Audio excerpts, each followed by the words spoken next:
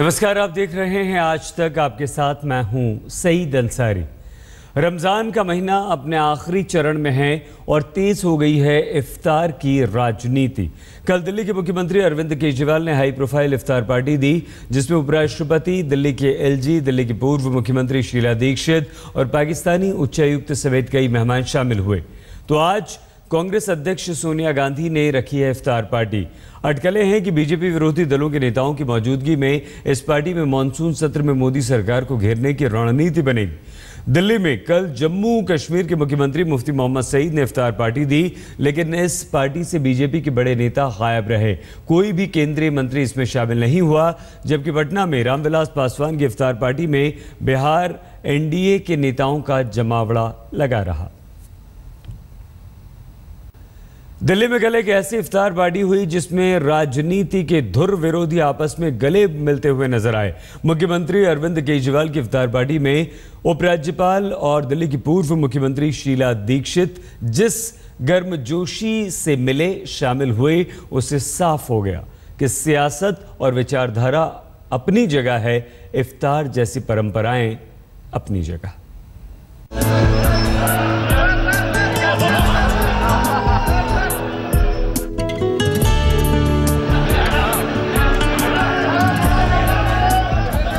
इस तस्वीर पर सहसा आपको यकीन नहीं होगा, लेकिन ये सच है। दिल्ली की सियासत में दो धुर विरोधी हंसते हुए, मुस्कुराते हुए गुफ्तगू कर रहे हैं। जी हाँ, इसे गंगा जमनी संस्कृति का असर कहें या परंपरा का पालन। रमजान के पवित्र महीने में वो तस्वीर भी सामने आ गई जिसके चर्चे दिल्ली की सियासत में सालों साल होते रहेंगे।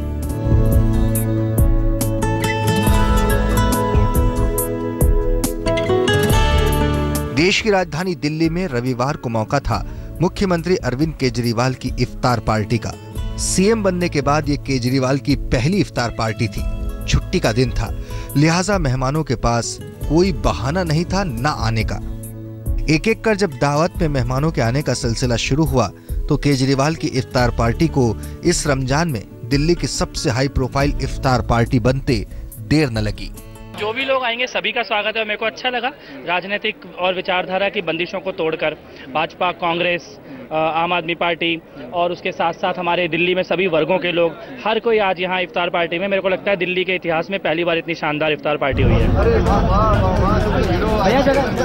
जरा मेहमानों पर गौर कीजिए। केजरीवाल की इफ्तार पार्टी में आई इस तस्वीर पर भरोसा करना मुश्किल जरूर है, लेकिन कहते हैं कि इफ्तार के पाक वक्त में सभी दूरियां खत्म हो जाती हैं, चाहे वो सियासी दूरियां ही क्यों न हो। हाल की तलखियों के बाद गले मिलने का ये नजारा राजनीतिक तनातनी में सुकून का एहसास करा रहा है। दिल्ली के उपराज्यपाल नजीब जंग न सिर्फ मुख्यमंत्री केजरीवाल की इफ्तार पार्टी में शामिल हुए, बल्कि हाथ भी मिलाया, गले भी मिले। सवाल उठता है कि रमजान के बहाने सीएम और एलजी गले तो मिल गए, अब क्या दिल भी मिलेंगे? केजरीवाल की पार्टी के एक और मेहमान पर गौर कीजिए। दिल्ली की पूर्व सीएम शीला दीक्षित जब पार्टी में पहुंची तो डिप्टी सीएम मनीष सिसोदिया ने उनका स्वागत किया। शीला दीक्षित को लेकर सिसोदिया केजरीवाल के पास पहुंचे और दिल्ली के सीएम ने हाथ जोड़कर शीला का स्वागत किया। वहीं आम आदमी पार्टी की विधायक अलका लांबा भी मौजूद थी, जो शीला दीक्षित को लेकर कुर्सी तक गईं, जहां पहले से उपराष्ट्रपति हामिद अंसारी और उपराज्यपाल नजीब जंग मौजूद थे। उपराष्ट्रपति और एलजी से मिलकर शीला दीक्षित दिल्ली के सीएम केजरीवाल के पास बैठ गई और फिर दोनों के बीच शुरू हो गई गुफ्तगू। थोड़ी देर बाद इस बातचीत में डिप्टी सीएम मनीष सिसोदिया भी शामिल हो गए। बातचीत में इस आत्मीयता से अंदाजा लगाना मुश्किल है कि ये वही शीला दीक्षित है जिनके खिलाफ आम आदमी पार्टी ने करप्शन के आरोपों की बारिश करने में कोई कसर नहीं छोड़ी थी। शीला दीक्षित ने कहा था सारी कॉलोनियां पक्की कर देंगे, उन्होंने प्रोविजनल सर्टिफिकेट भी दिए थे। मैं पूछना चाहता हूं, 5 साल उसके बाद कांग्रेस ने राज करा, कोई कॉलोनी पक्की हुई क्या? रजिस्ट्रियां होनी चालू हुई क्या? विकास होना चालू हुआ क्या? केजरीवाल के 21 विधायकों पर चार्जशीट का शिकंजा कसने वाले पुलिस कमिश्नर बीएस बस्सी भी मुख्यमंत्री की दावत में शामिल हुए, तो विपक्ष की सियासत के पुराने चेहरे जेडीयू अध्यक्ष शरद यादव और केसी त्यागी ने भी केजरीवाल के न्योते को कबूल किया और इफ्तार पर उनके मेहमान बने। केजरीवाल की पार्टी में तृणमूल कांग्रेस की हाईकमान ममता बनर्जी तो शामिल नहीं हो सकी, लेकिन पार्टी की नुमाइंदगी के लिए सांसद डेरेक ओब्रायन जरूर मौजूद रहे। कायम रहे खुदा पे वो ईमान मुबारक, ईमान मुकम्मल हो या अरमान मुबारक, दिल रूह जिस्म पाक रहे दौरे इबादत, अल्लाह के बंदों को रमजान मुबारक। केजरीवाल की इफ्तार पार्टी अगर शीला दीक्षित और नजीब जंग की मौजूदगी की वजह से चर्चा में रही, तो पाकिस्तान के उच्चायुक्त अब्दुल बासित की मौजूदगी ने इसे और हाई प्रोफाइल बना दिया। बासित ऐसे वक्त में इफ्तार पार्टी में पहुंचे थे जब लखवी का वॉइस सिंपल भारत को सौंपने को लेकर पाकिस्तान का यू टर्न सामने आ चुका था। लिहाजा बासित ने पहले तो सफाई पेश की और फिर ईद की अग्रिम मुबारकबाद देना नहीं भूले। कुल मिलाकर केजरीवाल की इफ्तार दावत भव्य रही। पार्टी में आए मेहमानों की फहरिस्त ने भी इशारा किया है कि सियासत के स्टेशन पर विचारों की पटरी भले ही अलग अलग हो, लेकिन इससे परे भी एक मंच है जहां कोई भेदभाव नहीं। दिल्ली से मणिदीप शर्मा के साथ आज तक ब्यूरो। आज एक और बड़ी इफ्तार पार्टी होनी है और मॉनसून सत्र की दिशा इसमें तय हो सकती है। कांग्रेस अध्यक्ष सोनिया गांधी आज इफ्तार पार्टी दे रही हैं और ऐसा कहा जाता है कि बीजेपी विरोधी दलों के नेताओं की मौजूदगी में मॉनसून सत्र में मोदी सरकार को घेरने पर रणनीति बनेगी। हालांकि इस पार्टी की चर्चा लालू की गैर मौजूदगी और नीतीश की मौजूदगी को लेकर भी कई दिनों से है।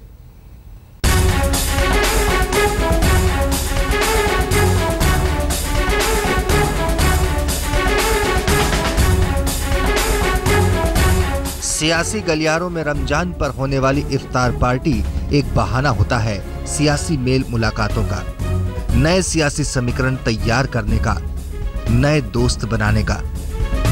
ईद करीब है, रोजे का महीना खत्म होने को है, लिहाजा इफ्तार पार्टी के आयोजनों में तेजी आ चुकी है।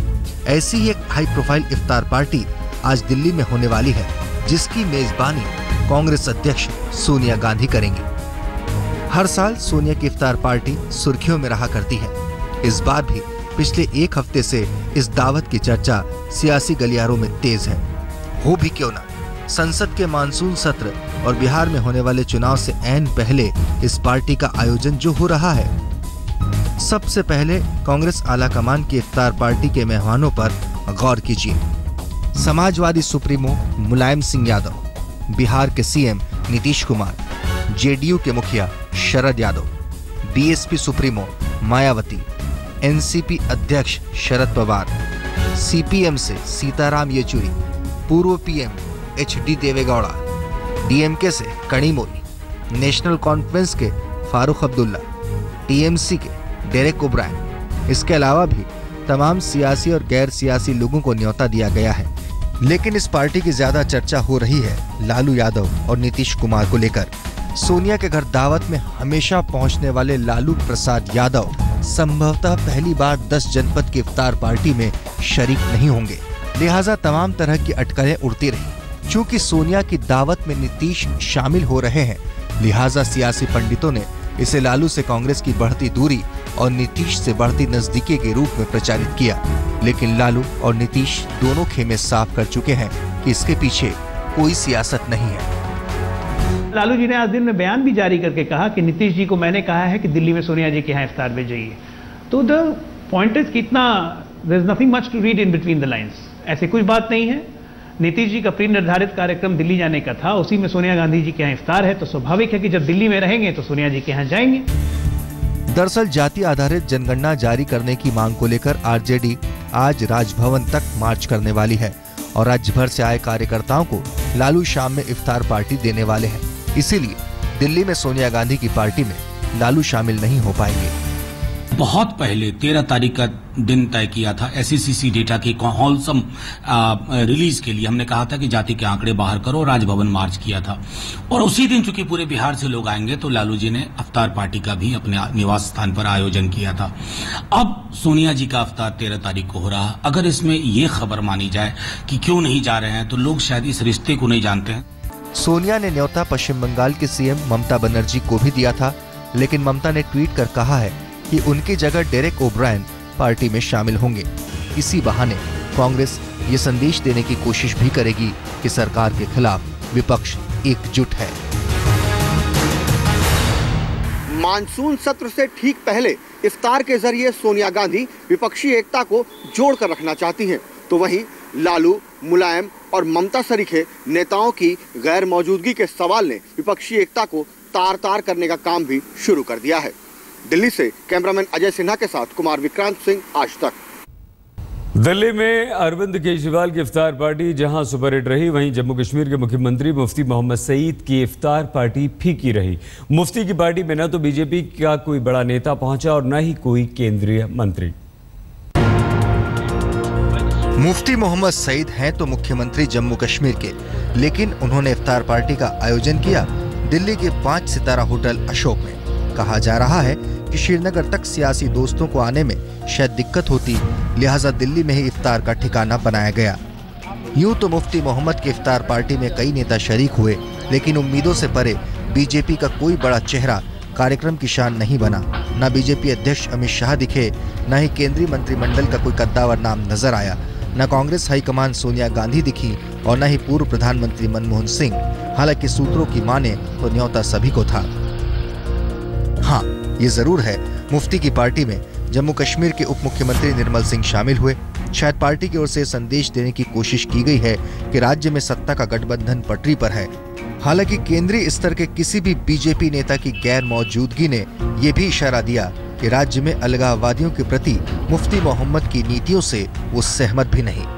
मुफ्ती की इफ्तार पार्टी में बड़े मेहमानों में उपराष्ट्रपति हामिद अंसारी, जेडीयू नेता शरद यादव, केसी त्यागी, कांग्रेस के डॉक्टर करण सिंह, बीजेपी के विजय गोयल शामिल थे। कुल मिलाकर मुफ्ती की इफ्तार पार्टी सियासी तौर पर फ्लॉप साबित हुई। दिल्ली में दावत देकर भी बीजेपी के बड़े नेताओं को बुलाने में नाकाम रहे मुफ्ती। मनजीत नेगी, दिल्ली, आज तक।